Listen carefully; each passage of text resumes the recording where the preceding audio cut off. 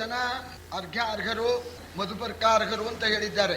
ಅವರಲ್ಲಿ ಒಬ್ಬನು ಇವನಲ್ಲ, ಸ್ನಾತಕನಲ್ಲ, ಇವ ಸ್ನಾತಕ ಉರತಿಯಲ್ಲ, ಆಚಾರ್ಯನಲ್ಲ, ಋತ್ವಿಕ್ಕಲ್ಲ, ಸಂಬಂಧಿಯಲ್ಲ, ಮತ್ತೂನು ರಾಜನಲ್ಲ.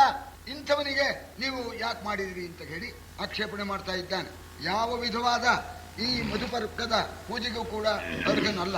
ಏನೋ ನಮಗೆ ಬೇಕಾದವನು ಅಂತ ನಾವು ಮಾಡಿದೀವಿ ಅಂತ ನೀವು ಹೇಳೋ ಪಕ್ಷದಲ್ಲಿ ಅಡಿಗೆ ಮನೆಗೆ ಕರ್ಕೊಂಡೋಗಿ ಬಾಗಿಲು ಹಾಕೊಂಡು ಪೂಜೆ ಮಾಡಬಹುದಾಗಿತ್ತು.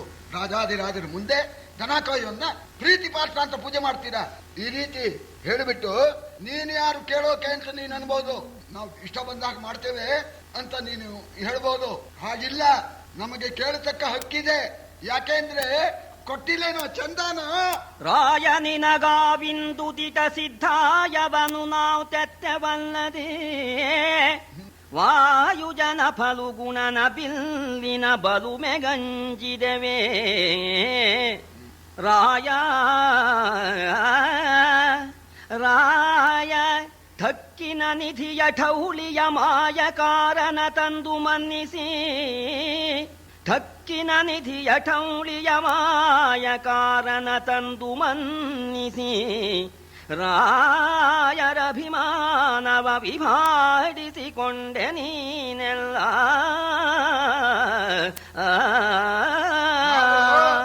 ಕೊಟ್ಟಿಲ್ವೇ ಕಾಣಿಕೆನ? ಭೀಮನ ಅರ್ಜುನನ ಬಲಕ್ಕೆ ಪರಾಕ್ರಮಕ್ಕೆ ಅಂಜಿ ಕೊಡ್ಲಿಲ್ಲ. ಏನೋ ದೊಡ್ಡ ಕೆಲಸ ಮಾಡ್ತೀಯ ನಮ್ಮ ಸಂಬಂಧಿಕ ಅಂತ ಹೇಳಿ ಸಿದ್ಧಾಯವನ್ನ ಬೇಕಾದಷ್ಟು ನಾವು ಕೊಟ್ಟಿದ್ದೇವೆ. ನಾನಲ್ಲ, ಇನ್ನೂ ಕೆಲವು ರಾಜರುಗಳು ಕೂಡ ಈ ಭೀಮಾರ್ಜುನರ ಆ ಭಯಕ್ಕೆ ಕೊಟ್ಟಿಲ್ಲ.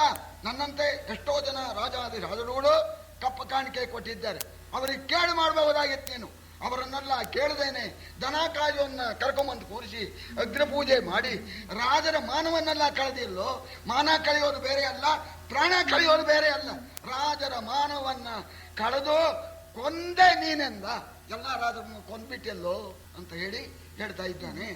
ಧರ್ಮಮಯ ಯಜ್ಞ ನೀನೇ ಧರ್ಮ ಸುತ ನಿಂದಿದ್ದೆವು ಇಲ್ಲಿ ವಿಕರ್ಮವಾಯಿತು ಅಸೂಯವೇ ಶಿವನಾನೆ ಜಗವರಿಯೇ ಧರ್ಮವೇ ಅಪ್ರಾಪ್ತ ಕಾರ್ಯದ ಕರ್ಮವು ಈ ನೃಪನಿಕರ ಮೆಚ್ಚನು ಅಧರ್ಮ ಸುತನೆಂದಾಯಿತು ನಿನ್ನಭಿಧಾನವು ಈ ನೃಪನಿಕರ ಮೆಚ್ಚನು ಅಧರ್ಮ ಸುತನೆಂದಾಯಿತು ನಿನ್ನಭಿಧಾನವಿಂದಿನಲಿ. ಧರ್ಮರಾಜ ಮಾಡಿರೋದು ಅಧರ್ಮ, ಬಿಡು ಆ ಹೆಸರು ತಕ್ಕೋ, ಅಧರ್ಮರಾಜ ಅಂತ ಇಟ್ಕೋ, ಕ್ಷಮಿಸಿಬಿಡ್ತೀವಿ. ಧರ್ಮವಾದ ಯಜ್ಞ, ಋಷಿಗಳು, ಧರ್ಮಮಯವಾದ ಮಂತ್ರ ಎಲ್ಲ ಧರ್ಮಮಯ. ಇಲ್ಲಿ ಕೊನೆಯಲ್ಲಿ ದನ ಕಾಯುವನಿಗೆ ಪೂಜೆ, ಅಧರ್ಮವೇ ಬಂತು, ಅಧರ್ಮದ್ದೇ ಜಾಸ್ತಿ ಆಯ್ತು. ಇಟ್ಕೊಂಡ್ಬಿಡು ಹೆಸರನ್ನು, ರಾಜರೆಲ್ಲ ಮೆಚ್ಚಿಬಿಡ್ತಾರೆ. ನನ್ನ ಹೆಸರು ಅಧರ್ಮರಾಜ ಅಂತ ಇಟ್ಕೊಂಡ್ಬಿಡು ಅಂತ ಹೇಳಿ ಹೇಳ್ತಾ ಇದ್ದಾನೆ. ನಾಯಿ ಬೊಗಡಿದ್ರೆ ದೇವಲೋಕ ಹಾಳೆ ಅಂತ ಯಾರು ಮಾತಾಡ್ಲೇ ಇಲ್ಲ. ಇವು ಬಿಡೋ ಹಾಗಿಲ್ಲ, ಇವನಿಗೆ ಬಂದಿದೆ ಮೃತ್ಯುದೇವತೆ ಕಟಾಕ್ಷ ವೀಕ್ಷಣೆ ಮಾಡ್ಬಿಟ್ಟಿದ್ದಾಳೆ. ಆಮೇಲೆ ಮತ್ತೆ ಹೇಳ್ತಾ ಇದ್ದಾನೆ, ಆಯಿತು ಜಡ ಧರ್ಮಜನು ಗಾಂಗೆಯ ಜಡನು ಈ ತಾಗು ಥಟ್ಟಿನ ದಾಯವರಿಯದೆ ನಿನ್ನ ಕರೆದರೆ ಕೃಷ್ಣ ಬೆರೆತೆಯಲ ರಾಯರ ತುನದ ನಡುವೆ ನೀನನುಗಾಯಕವೋ ನಾಯಕವೋ ಮೇಣುಪನಾಯಕವೋ ಈ ರಾಯರ ತುನದ ನಡುವೆ ನೀನನುಗಾಯಕವೋ ನಾಯಕವೋ ಮೇ ಉಪನಾಯಕವೋ ನೀನಾವನೆಂದನು ಜರೆದು ಮುರಗರನ. ಕೃಷ್ಣನ ಜರೀತಾ ಇದ್ದಾನೆ. ಧರ್ಮರಾಜ ಮಂಕ, ಭೀಷ್ಮ ಮುಠಾಳ, ನೀನು ಅವರು ಕರೆದ್ರೆ ಪಾಪ ಅವ್ರಿಗೆ ಗೊತ್ತಿಲ್ಲ. ಏನೋ ಅವರು ಕರೆಯಿದ್ಬಿಟ್ರು, ಇವು ಕರೆದು ಬಿಟ್ಟ, ಮೂರ್ಖ. ಅವರು ಕರೆದು ಬಿಟ್ರೆ ನೀನು ಹೇಳ್ಬೇಕಾಗಿತ್ತು, ನಾನು ರಾಜನಲ್ವೇ, ನನಗಲ್ಲಿ ಕೂತ್ಕೊಳ್ಳೋ ಅಧಿಕಾರ ಇಲ್ಲ ಅಂತ ಹೇಳಿ ನೀನು ಹೇಳ್ಬೇಕಾ? ಬಂದು ಕೂತ್ಬಿಟ್ಟಿಲ್ಲೋ. ಯಾವ ಅರಸನವ್ರ ಮಗನೋ ನೀನು? ರಾಜರಲ್ಲಿ ನೀನೇ ನಾಯಕನೇ, ಉಪನಾಯಕನೇ, ಅನಾಯಕನೇ, ಮಹಾನಾಯಕನೇ ಬಂದು ಕೂತ್ಬಿಟ್ಟಿಲ್ಲೋ ನೀನು. ಅವ್ರು ಕರೆದ್ರೆ ಪಾಪ ಅವ್ರಿಗೆ ಗೊತ್ತಿಲ್ಲ. ಆದ್ರೆ ಎಲ್ಲ ಋಷಿಗಳೆಲ್ಲ ಸುಮ್ಗಿದಾರಲ್ಲ ಅಂತ ಅನ್ಬೋದು. ಈ ಋಷಿಗಳ ಸ್ವಭಾವ ಏನು ಅಂದ್ರೆ, ಸ್ವಾಮಿ ಮರ್ಯಾದೆ ಅವರಿಗೆ ಮಾಡಿ, ದುಡ್ಡು ಮಾತ್ರ ನಂಗೆ ಜಾಸ್ತಿ ಕೊಟ್ಬಿಡಿ ಅಂತ. ಈ ಋಷಿಗಳ ಸ್ವಭಾವ ಏನು, ಅವರಿಗೆ ಅಗ್ರ ಪೂಜೆ ಯಾರ್ಯಾರು ಮಾಡ್ಕೊಳ್ಳಿ, ನಮಗೆ ಬರೋ ದಕ್ಷಿಣೆ ಇಮ್ಮಡಿಯಾಗಿ ಬಂದ್ಬಿಟ್ರೆ ನಮಗೆ ಸಾಕು ಅಂತಾರೆ ಈ ಋಷಿಗಳು. ಈ ಋಷಿಗಳೇ ಬಣಗುಗಳು ಬಡಹಾರುವರು, ದಕ್ಷಿಣೆ ಸುಭೋಜನ ಪೂರವಾದರೆ ಸಾಕು. ಮಾನ್ಯರ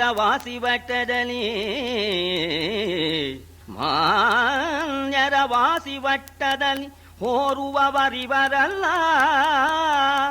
ನೆರದಿ ವೀರ ನೃಪರಭಿಮಾನಿಗಳು ನೆರೆ ಸೈರಿಸಿದರು. ಇದು ನಿನಗೆ ಸದರವೇ? ಅಭಿಮಾನಿಗಳು ನೆರೆ ಸೈರಿಸಿದರೆ ಇದು ನಿನಗೆ ಸದರವೇ? ಕೃಷ್ಣ ಹೇಳೆಂದ. ಋಷಿಗಳು, ಬ್ರಾಹ್ಮಣರು, ಬಡಹಾರು ಇದೆಲ್ಲ ಏನಪ್ಪಾ ಅಂದ್ರೆ, ದಕ್ಷಿಣೆ ಊಟ ಚೆನ್ನಾಗಿ ಸಿಕ್ಕಿದ್ರೆ ಸಾಕು, ಮರ್ಯಾದೆ ಏನು ಹಾರ ಮುಂಚೆ ಅವನಿಗೆ ಏನ್ ಕೆಟ್ಟೋಯ್ತು ಅಂತಂದ್ಬಿಡ್ತಾರೆ. ಅವರು ಹಾಗಂದ್ರೆ ರಾಜಾದಿರಾಜರುಗಳು ಹಾಗಲ್ಲ. ಅವರಿಗೆ ಮಾನ ಮುಖ್ಯ. ಉತ್ತಮರಾಗಿರ್ತಕ್ಕಂಥವರಿಗೆ ಮಾನ ಮುಖ್ಯ.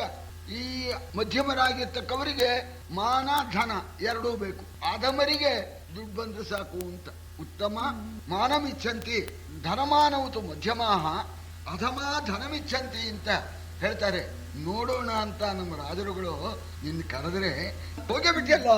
ಕರೆದ್ರೆ ಇಲ್ಲ ಸ್ವಾಮಿ ಅಂತ ಹೇಳ್ತಾನೋ ಏನು ಅಂತ ಅವ್ರು ನೋಡ್ತಾ ಇದ್ರೆ, ಕರೆದಿದ್ದೇ ಸಾಕು ಅಂತ ಹೋಗಿ ಕೂತ್ಬಿಟ್ಟಿಯಲ್ಲೋ ಕೃಷ್ಣ. ಯಾ ದನ ಕಾಯೋನೆ, ಯಾವ ರಾಜ ಅಂತ ಕೂತ್ಬಿಟ್ಟಿಯೋ ನೀನು. ಅರಿಯದವರಾದರಿಸಿದರೆ ನೀನರಿಯಬೇಡವೇ? ಅರಿಯದವರಾದರಿಸಿದರೆ ನೀನರಿಯಬೇಡವೇ? ನಿನ್ನ ಕುಂದಿನ ಕೊರತೆಗಳನಾರರಿಯರು ಈ ಭೂಪಾಲ ಮಧ್ಯದಲ್ಲಿ. ಕುರುಬರೂರಲಿ ಗಾಜು ಮಾಣಿಕವು, ಕುರುಬರೂರಲಿ ಗಾಜು ಮಾಣಿಕವು ಅರಿಯದವರಿಗೆ ಕೃಷ್ಣ ನೀ ಕಡು ಬೆರೆತಲ ನೆರೆ ಮರೆದಲ ನಿನ್ನಂತರವನೆಲ್ಲ. ಅಲ್ಲ ಗೊತ್ತಿರೋದಿಲ್ಲಪ್ಪ, ಏನೋ ದೊಡ್ಡವರನ್ನು ಅಂತ ಮಾಡ್ಕೊಳ್ತಾರೆ. ಸ್ವಾಮಿ ತಾವು ಬಹಳ ದೊಡ್ಡವರು ಅಂತ ಅಂತಾರೆ. ಅಂದ್ರೆ ನಿನ್ನ ಯೋಗ್ಯತೆ ನಿನ್ ಗೊತ್ತಿರ್ಬೇಕೋ ಇಲ್ಲು. ತಿಳಿಯದೇ ಇದ್ದವರು ಅದರ ಮಾಡಿದರೆ ಹೋಗಿ ಕೂತ್ಕೊಂಡ್ಬಿಟ್ಟಿಯಲ್ಲ ನೀನು. ಕುರುಬರು ಊರು, ಅವರಿಗೆ ವಜ್ರ ಅಂದ್ರೆ ಯಾವುದು, ಗಾಜು ಅಂದ್ರೆ ಯಾವುದು ಗೊತ್ತಿಲ್ಲ. ಅಲ್ಲಿ ನೀನೇನೆ ಎಲ್ಲ ಅಲ್ಲಿ ಮಹಾಪ್ರಾಜ್ಞ. ವಜ್ರ ತಂದ್ರು, ಇದು ಗಾಜು ಕಣ, ಉಪಯೋಗ ಇಲ್ಲ, ಎಸ್ ಬಿಡ್ರು ಅನ್ನೋದು ಅದು ಹೊತ್ಕೊಂಡ್ಬಿಟ್ರೆ ಪಾಪ ಅವರಿಗೇನು ಗೊತ್ತು. ಇಲ್ಲಿ ಯಾರ್ಯಾರಿದ್ದಾರೆ? ಕುಲದಲಧಿಕರು, ರಾಜ್ಯದಲ್ಲಿ ಬೆಗ್ಗಳರು, ಭುಜ ಸತ್ವದಲ್ಲಿ ಸೇನಾ ಬಲದಲ್ಲಿ ಉತ್ತಮರು, ಇವರ ಭಂಗಿಸಿ ನಿನಗೆ ಮನ್ನಣೆಯೇ.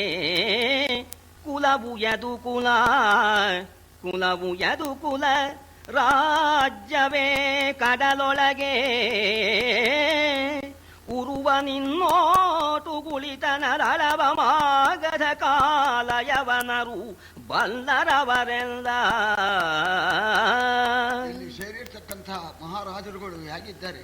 ಕುಲದಲ್ಲಿ ಅಧಿಕರಾಗಿದ್ದಾರೆ, ರಾಜ್ಯದಲ್ಲಿ ಶ್ರೇಷ್ಠರಾಗಿದ್ದಾರೆ, ಪರಾಕ್ರಮದಲ್ಲಿ ಇವರ ಸಮಾನ ಯಾರೂ ಇಲ್ಲ. ಅವರ ಮಧ್ಯದಲ್ಲಿ ಕುಲವೇ ಇಲ್ಲ. ಕುಲ ನೋಡಿದ್ರೆ ಯದ ಕುಲ, ಯದ ಮಹಾರಾಜ ಶಾಪ ಕೊಟ್ಬಿಟ್ಟ, ಶಾಪಗ್ರಸ್ತವಾದ ಕುಲ. ಆಮೇಲೆ ಈ ರಾಜ್ಯ ನೋಡಿಬಿಟ್ರೆ ಆ ಯೋಗ್ಯತೆ ಇಲ್ದೇನೆ ಸಮುದ್ರದ ಮಧ್ಯದಲ್ಲಿ ಒಂದು ಗುಡ್ಡೆ, ಅಲ್ಲಿ ರಾಜ್ಯ. ನಿನ್ ರಾಜ್ಯ ನೋಡಿದ್ರೆ ಸಾಕು. ನಿನ್ ಕುಲ ಪರಾಕ್ರಮವೋ ಕಾಲಿನಲ್ಲಿ ಜೋರು, ಅದೆಲ್ಲ ಗೊತ್ತು ಜರಾಸಂಧಾದಿಗಳಿಗೆ. ಇಂಥ ನೀನು ಈ ಕುಲದಲ್ಲಿ ಶ್ರೇಷ್ಠರು, ಈ ರಾಜ್ಯದಲ್ಲಿ ಶ್ರೇಷ್ಠರು, ಪರಾಕ್ರಮದಲ್ಲಿ ಶ್ರೇಷ್ಠರು ಆಗಿರ್ತಕ್ಕಂಥವ್ರ ಮುಂದೆ ಯಾಕೆ ಹೋಗಿ ಕೂತ್ಕೊಂಡೇವ ನೀನು? ಬೇವಿನಾರವೆಯೊಳಗೆ ಕಳಹಂಸಾವಳಿಗೆ ರಮ್ಯವೇ, ಬೇವಿನಾರವೆಯೊಳಗೆ ಕಳಹಂಸಾವಳಿಗೆ ರಮ್ಯವೇ. ಜಪ ಕುಸುಮಾವಳಿಗಳಲ್ಲಿ ಮಧುಕರ ನಮೋಕರಕ್ಕೆ ಮನ್ನಣೆಯೇ. ಈ ವಿಕಾರದ ಯಜ್ಞದಲ್ಲಿ ರಾಜ ಮನ್ನಣೆಯೇ ಈ ವಿಕಾರದ ಯಜ್ಞದಲ್ಲಿ ರಾಜಾವಳಿಗೆ ಮನ್ನಣೆಯೇ ಶಿವ ಶಿವ ನೀವು ಗೋಪೀಜಾರರಿಂದಿಗೆ ಶಿಷ್ಟರಹಿರಿ ನೀವು ಗೋಪೀಜಾರರು ಇಲ್ಲಿಗೆ ಶಿಷ್ಟರಹಿರಂದ ಬೇವಿನ ತೋಟ ಬೇವಿನ ಆರಾಮ ಹಂಸಪಕ್ಷಿಗೆ ಅಲ್ಲೇನಿದೆ. ಹಾಗೇನೆ ಈ ಕೆಂಪು ದಾಸಣ ಆ ಹೂಗಳಲ್ಲಿ ದುಂಬಿಗೆ ಅಲ್ಲೇನ್ ಕೆಲಸ, ಅಲ್ಲೇನ್ ಮಕರಂದ ಇಲ್ಲ. ಹಾಗೇನೆ ರಾಜಾದಿರಾಜರಿಗೆ ಇಲ್ಲೇನ್ ಕೆಲಸ ಇಲ್ಲ.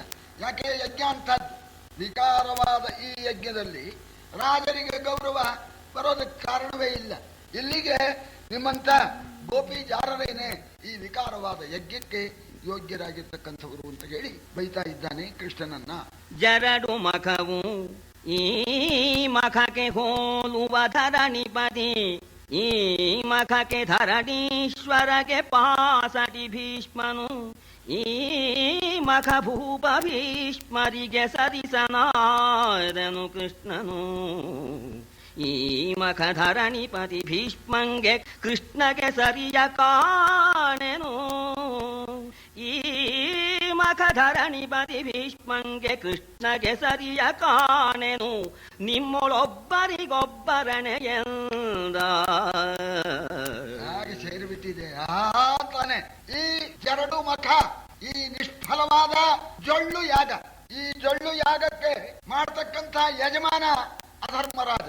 ಆ ಧರ್ಮರಾಜನಿಗೆ ಪ್ರೇರಕನಾಗಿರ್ತಕ್ಕಂಥವನು ಆ ಜಡನಾಗಿರ್ತಕ್ಕಂಥ ಆ ನಪುಂಸಕ ಭೀಷ್ಮ ಅದಕ್ಕೆ ಪ್ರೇರಕ.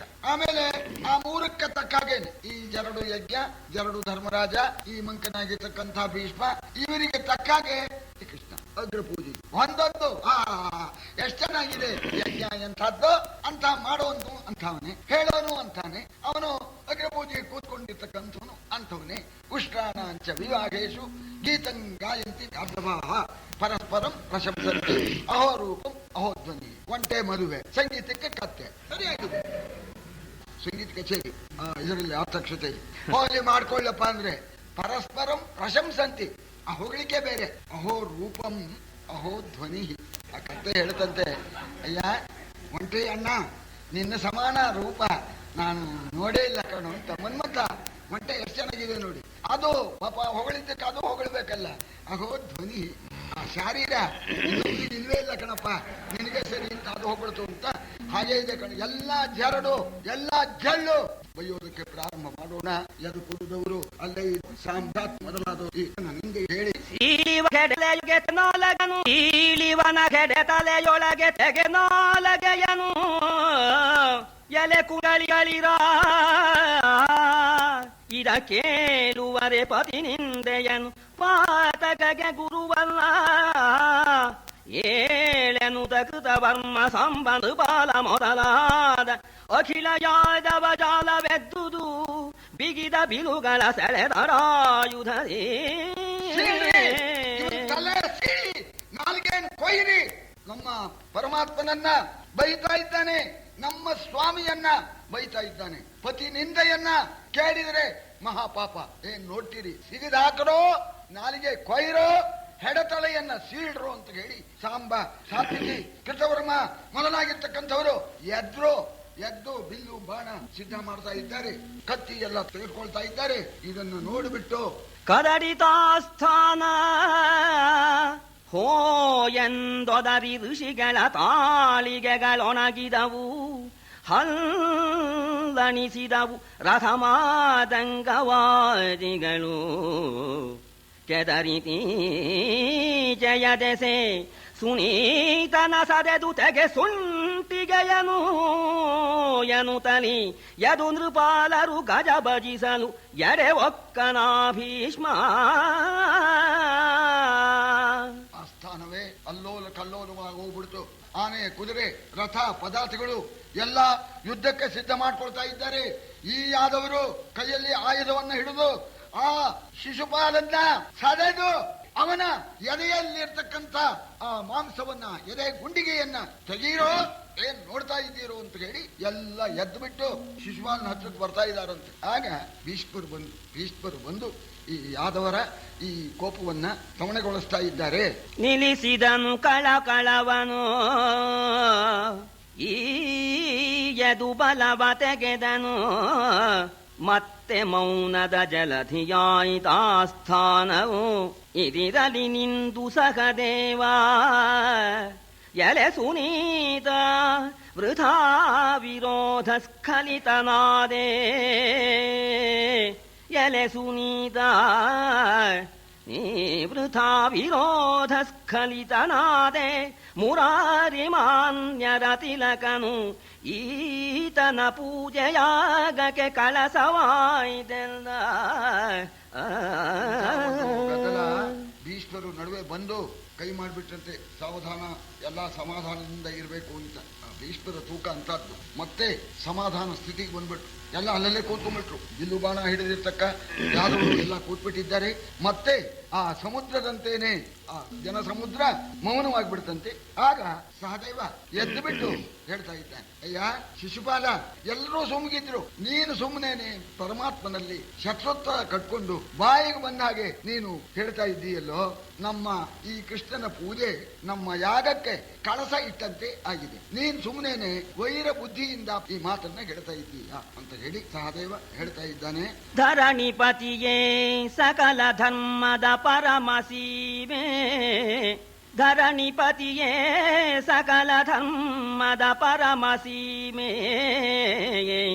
ಮುಕುಂದನೇ ಮಾನ್ಯರಿಗೆ ಗುರು ವಂದ್ಯರಿಗೆ ವಂದ್ಯನು ದೈವ ಕಧಿದೈವ, ಸುರನದಿ ನಂದನನು ಸಾಕ್ಷಾತ್ ಪರಮಶಿವನು, ಸುರನರಿ ನಂದನನು ಸಾಕ್ಷಾತ್ ಪರಮಶಿವನು. ಈ ಯಜ್ಞ ಲೋಕೋತ್ತರದ ಮಖವು ಇದು ನಿನ್ನ ಕುಮತಿಗೆ ಸಾಧ್ಯವಲ್ಲೆಂದ.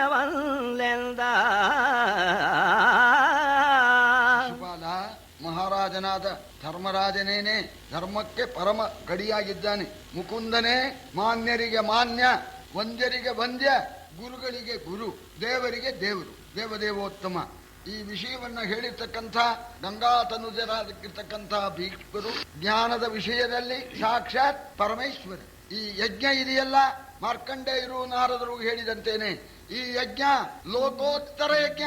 ಇಂಥ ಯಜ್ಞ ಎಲ್ಲೂ ನಡೆದಿಲ್ಲ. ನಿನ್ನ ಈ ಸಣ್ಣ ಬುದ್ಧಿಗೆ, ನಿನ್ನ ಕೆಟ್ಟ ಬುದ್ಧಿಗೆ ಇದನ್ನು ಊಹಿಸೋದಕ್ಕೆ ಸಾಧ್ಯವಿಲ್ಲ ಕಣೋ. ಹೋಗ, ನಿನ್ ಕೆಟ್ಟ ಬುದ್ಧಿಯವನು, ನಿನ್ ಸಣ್ಣ ಬುದ್ಧಿಗೆ ಇದು ಗೋಚರಿಸ್ತಕ್ಕಂಥ ಅಲ್ಲ ಅಂತ ಹೇಳಿ ಸಹದೇವ ಸುಮ್ಮಗಿರ್ಬಹುದಾಗಿತ್ತು. ಸಹದೇವನಿಗೆ ಗೊತ್ತಾಯ್ತು, ಈ ಶಿಶುಪಾಲನೆಯಂತೇನೆ ಕೆಲವರು ಇದ್ದಾರೆ, ಸುಂಗಿ ಮಾಡ್ತಾ ಇದ್ದಾರೆ ಅನ್ನೋದು ಗೊತ್ತಾಯ್ತು. ಅದರಿಂದ ಸಹದೇವ ಕೊಟ್ಟ ಎಲ್ಲರಿಗೂ, ಯಾರ್ಯಾರು ಈ ಕೃಷ್ಣನ ಪೂಜೆಗೆ ಮನಸ್ಸಿನಲ್ಲೇನೆ ವಿರೋಧ ಮಾಡಿಕೊಂಡು ಸಂಕಟ ಪಡ್ತಾ ಶಿಶುಪಾಲನಿಗೆ ಪ್ರೇರಣೆ ಮಾಡಿದ್ದಾರೋ ಕಣ್ಣಿಂದ, ಅವರಿಗೆಲ್ಲ ಹೇಳಬೇಕು ಅನ್ನೋ ಉದ್ದೇಶದಿಂದ